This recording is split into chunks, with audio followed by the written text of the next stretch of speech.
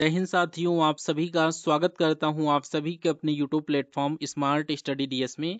साथियों, UP police constable के लिए अंतिम दिनों में अंतिम प्रहार वाली ये वीडियो लेकर आया हूं।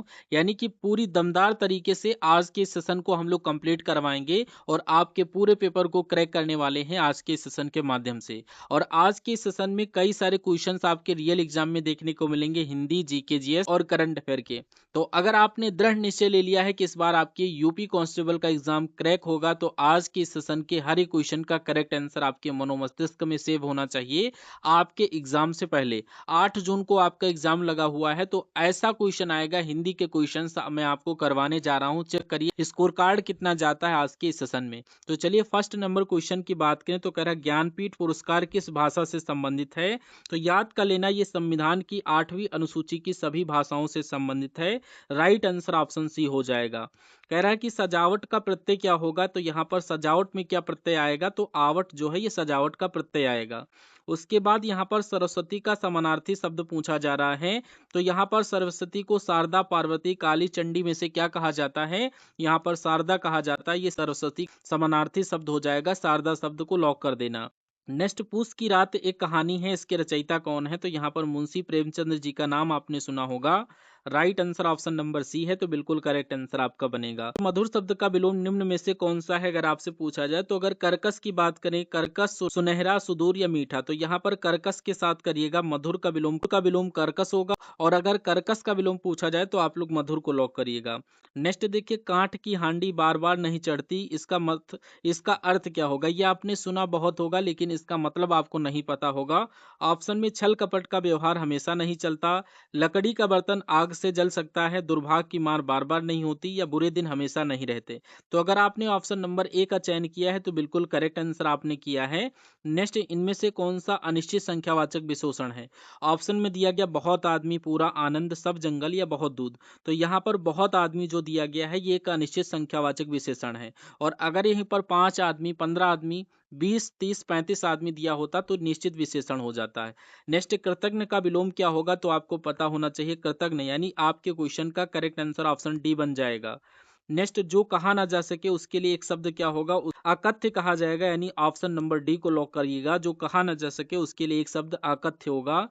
नेक्स्ट क्वेश्चन में कह रहा उलूक रात को ही जगता है, उलूक रात को ही जगता है। अगर इस क्वेश्चन की बात करें, यहाँ पर रेखांकित शब्द का तद्भव रूप बताइए, उलूक का तद्भव रूप बताइए क्या होगा। तो यहाँ पर इसको उल्लू कहते हैं, उल्लू को उल्लू कहते हैं। ऑप्शन नंबर डी बिल्कुल सही आंसर बनेगा, उल्लू को उल्लू कहते हैं। नेक्स्ट, निम्नलिखित में से बहुवचन से संबंधित वाक्य बताइए। प्रेम और हरि तुम्हारे मामा है, वह दाता है, देवराज अत्यंत वीर है, प्रेम तुम्हारे मामा है। तो करेक्ट आंसर प्रेम और हरि तुम्हारे मामा है, ये बहुवचन से संबंधित वाक्य हो जाएगा, क्योंकि इसमें 2 लोग सम्मिलित किए गए हैं। और साथियों, अगर आपने अभी तक इस क्लास को लाइक नहीं किया है तो लाइक करके, और परसों आपका पेपर लगा हुआ है, तो जो भी क्लासेस आपके लिए प्रोवाइड करें उसकी नोटिफिकेशन पाने के लिए चैनल को अवश्य सब्सक्राइब कर लें, बेल आइकन को ऑन करके रखें, ताकि जो भी क्लास लेकर आऊं उसकी नोटिफिकेशन आप तक पहुंचे और आप हमारी क्लासेस को वॉच कर सके। और क्लास का फीडबैक आप लोग कमेंट बॉक्स में जरूर करिएगा। क्वेश्चन की बात करें, अद्भुत रस का स्थायी भाव क्या होगा, उत्साह, भय, क्रोध या विस्मय। तो यहाँ पर विस्मय के साथ करिएगा। अद्भुत रस का स्थायी भाव विस्मय होगा, ऑप्शन नंबर डी को लॉक कर देना। नेक्स्ट, हमें अच्छे साहित्य का अध्ययन करना चाहिए, वाक्य में रेखांकित शब्द की शुद्ध वर्तनी बताइए। अध्ययन या अध्ययन या अध्ययन या अध्ययन। तो करेक्ट आंसर आप लोग क्या करेंगे, अध्ययन यहाँ पर गलत लिखा हुआ है। अध्ययन सही कैसे लिखा जाएगा, जैसे आपका ऑप्शन नंबर सी में लिखा हुआ है ऐसे लिखा जाएगा अध्ययन, ऑप्शन सी को लॉक कर देना। नेक्स्ट, किलकत अरे मैं नेह निहारूं, इन दांतों पर मोती वारूं, इन पंक्तियों में कौन सा रस है। तो यहाँ पर अगर रस की बात करें तो आपसे हर बार कहता हूँ, अगर आपको माँ और बच्चे के बीच में प्रेम दिख जाए कि किन्हीं पंक्तियों में और उसमें रस पूछा जाए तो आप लोग वात्सल्य रस को लगा देंगे। तो यहाँ पर इस लाइन को पढ़िए, कह रहा है किलत अरे मैं नेह निहारूं, इन दांतों पर मोती वारूं, यानी कि बच्चे को कहा जा रहा है। तो यहाँ पर वात्सल्य रस से होगा, यानी option number C correct answer हो जाएगा। माँ और बच्चे के प्रति जहां पर प्यार दिख जाए वहां पर वात्सल्य रस हो जाएगा। नेक्स्ट, अधजल गगरी छलकत जाए, भरी गगरिया चुपके जाए, उक्त कहावत के किस भाग में वर्तनी की अशुद्धि है बताइए।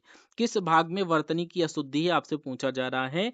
तो यहाँ पर अधजल गगरी सही लिखा हुआ है, आपको जो दिख रहा है अधजल गगरी छलकत जाए, यानी छलकत जाए की अगर बात करें तो यहाँ पर छलकत जाए ये सही नहीं लिखा हुआ है।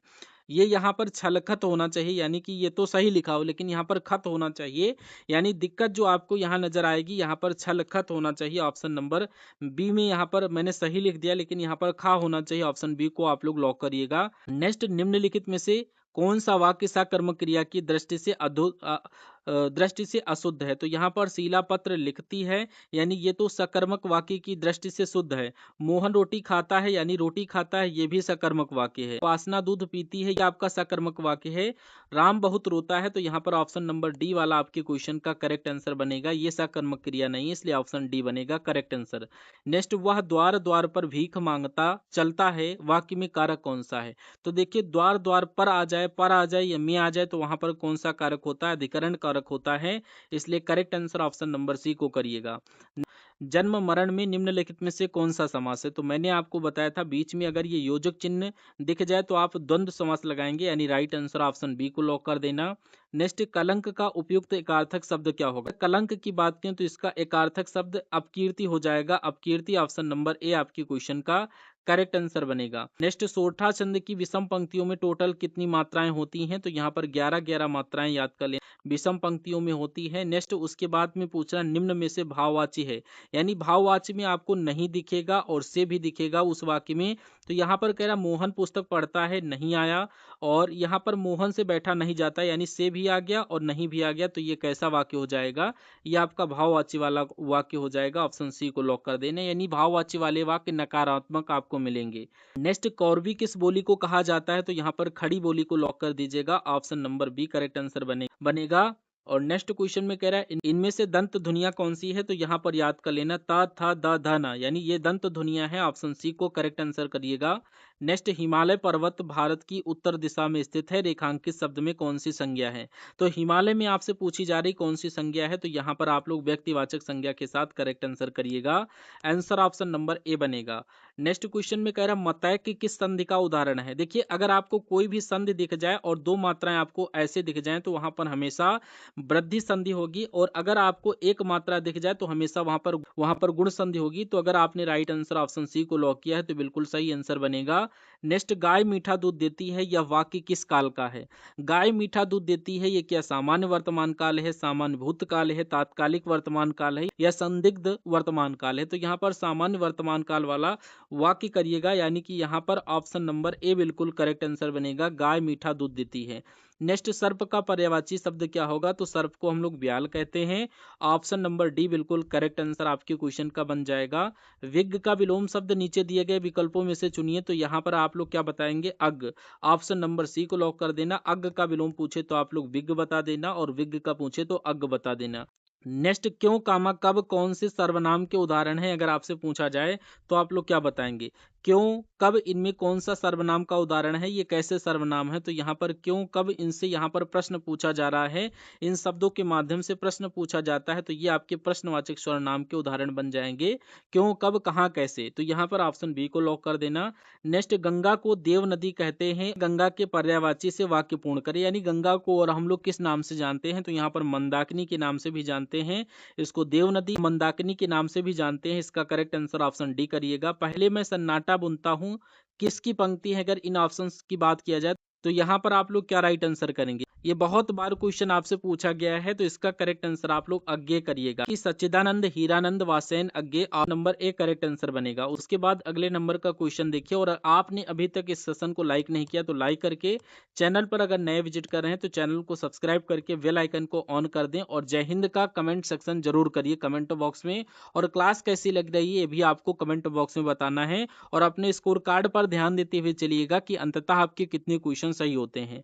तो यहाँ पर आपसे पूछ रहा है निम्नलिखित विकल्पों में से कौन सा विकल्प अंतरंग शब्द का विलोम शब्द है? ऑप्शंस में से बताइए। तो यहाँ पर बहिरंग को लॉक कर दीजिएगा। ये भी आपके एग्जाम में आने वाला क्वेश्चन, इसलिए याद कर लेना। अंधे की लाठी मुहावरे का अर्थ क्या होगा? इनमें से बताइए। अंधे की लाठी यानी कि यहाँ पर मतलब की बात करना, मूर्ख व्यक्ति, एकमात्र सहारा, बेइज्जत करना। तो यहाँ पर एकमात्र सहारा करेक्ट आंसर करिएगा। Option number C correct answer बनेगा। नेक्स्ट, कौन सा वाक्य व्यक्तिवाचक विशेषण का उदाहरण है? तो अगर व्यक्तिवाचक विशेषण की बात करें तो यहाँ पर नागपुरी केले मीठे होते हैं, ये व्यक्तिवाचक, या उस लड़के को निकाल दो। अब हमें लड़का नहीं पता साथियों, ये जातिवाचक आ गया। मेरे 100 रुपये कहाँ गए, प्रत्येक छात्र को किताब दो, तो यहाँ पर एक चीज की बात चल रही है, यूनिक चीज की, यहाँ पर नागपुरी केला, यानी ये आपका क्या हो जाएगा, ये आपका एक तरीके से व्यक्तिवाचक विशेषण हो जाएगा। ऑप्शन ए को लॉक कर दीजिएगा।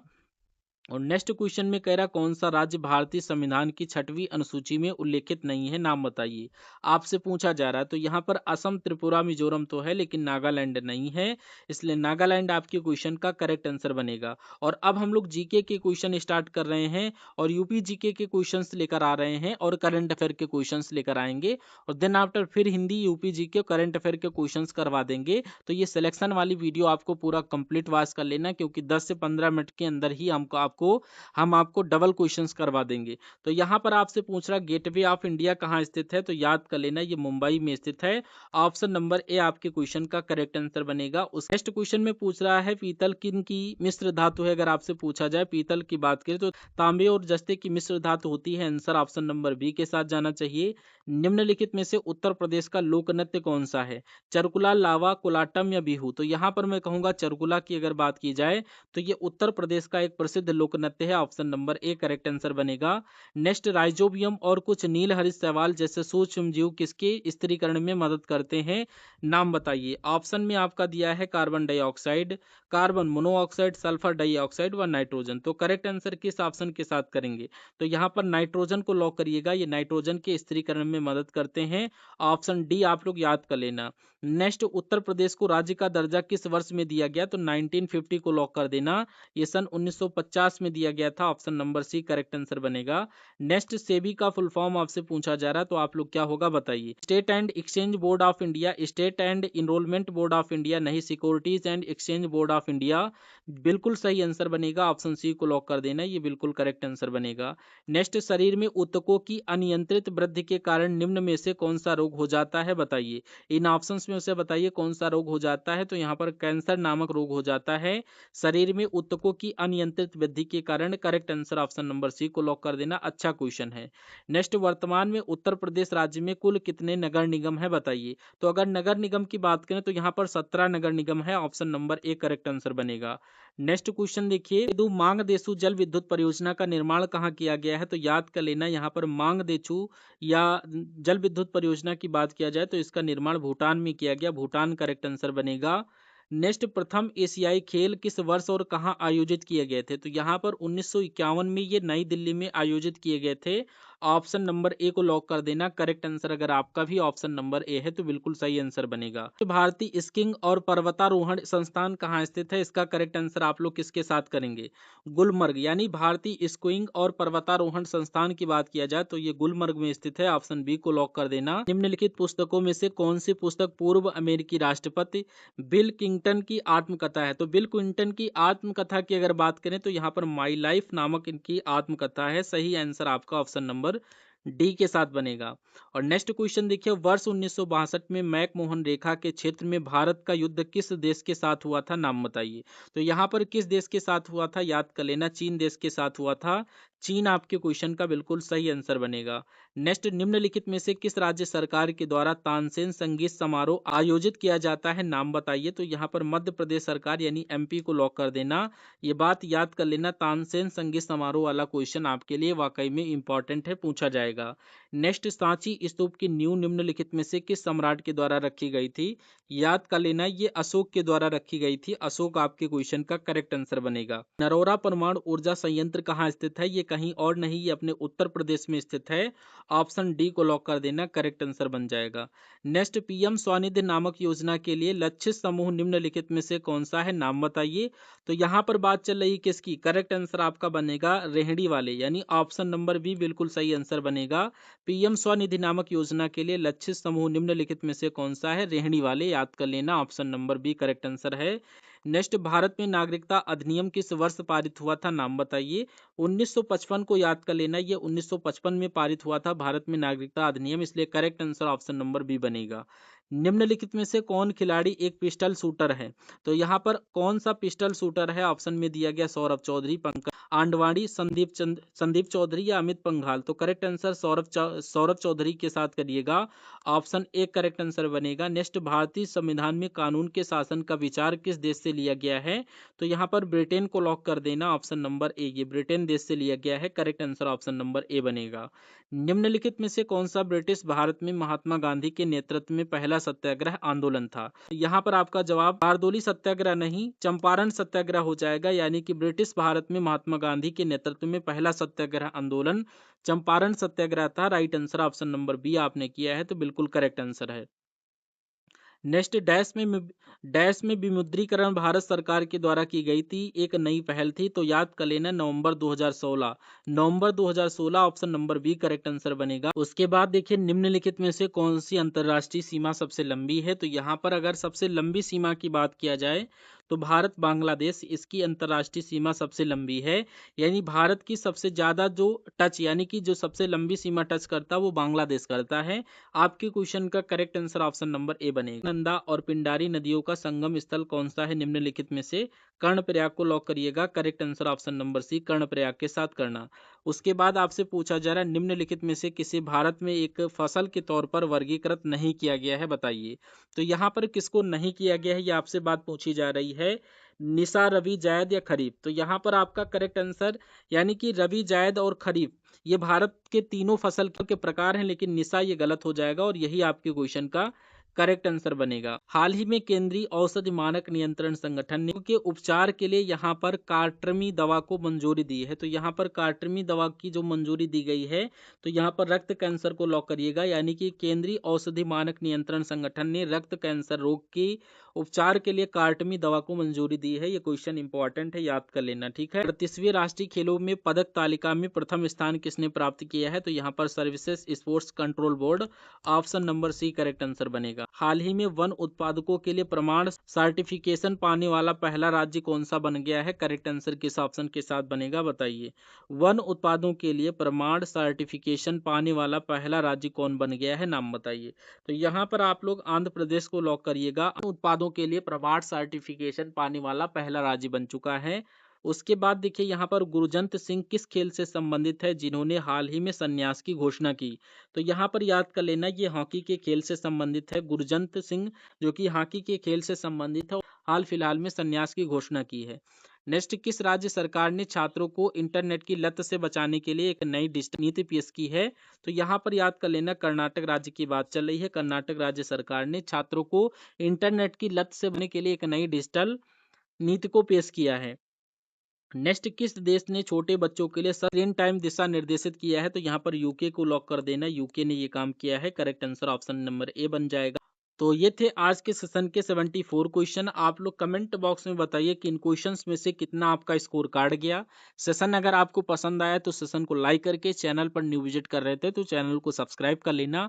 हम सभी लोग मिलते हैं नेक्स्ट आने वाले सेशन में, तब तक के लिए जय Hind. Thank you for watching this session.